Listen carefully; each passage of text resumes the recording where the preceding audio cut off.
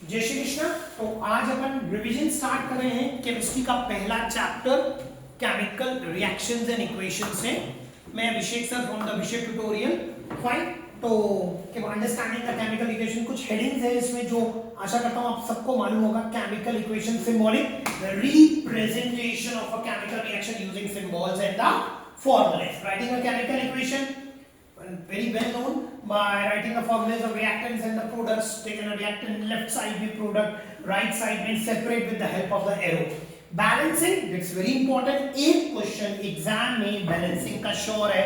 अपने study material में जितने भी एक्टिविटी के रिएक्शंस है उनकी रिएक्शंस को याद कर लीजिए। बैलेंसिंग का एक क्वेश्चन उसी में से आने वाला है।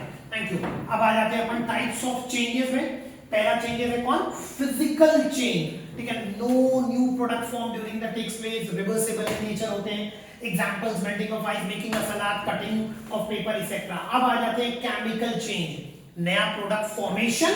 ठीक है, takes place, irreversible in nature, rusting of iron, burning of wood. Chemical reaction, ठीक है, the process where the two or more substances react chemically to form the new substance by absorbing the some kind of the energy.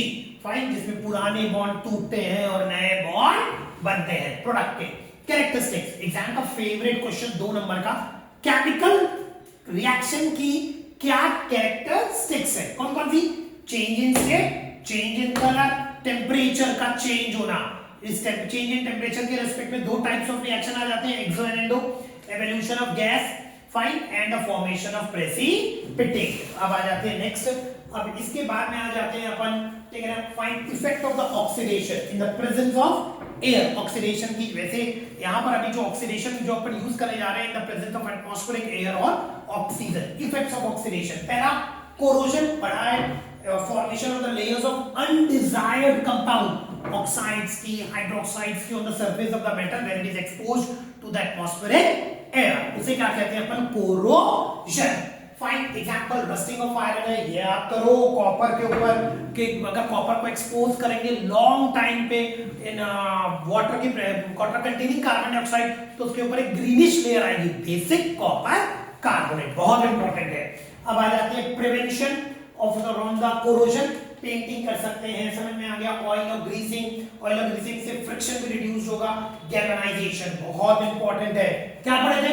Iron की rod को molten zinc में dip किया और फिर उसके बाद में हेवी रोलर्स चलाया, जिंक की कोटिंग उसके ऊपर चिपक गई और जैसे ही एयर के कांटेक्ट में आया तो कौन, किसका पहले ऑक्सीडेशन होगा? यस, जिंक का, ना कि आयरन का, क्योंकि zinc is more reactive than iron reactivity series में। तो जिंक ऑक्साइड की लेयर बनेगी। ये लेयर कैसी होती है? बहुत स्टिकी और, ठीक है ना, स्टिकी और हार्ड लेयर होती है, इंप्रेसिव लेयर, जिसके कारण फर्दर कोरोजन क्या हो जाता है या रस्टिंग क्या हो जाती है? स्टॉप। रेडिसिविटी, ये भी इफेक्ट ऑफ ऑक्सीडेशन है डेली लाइफ।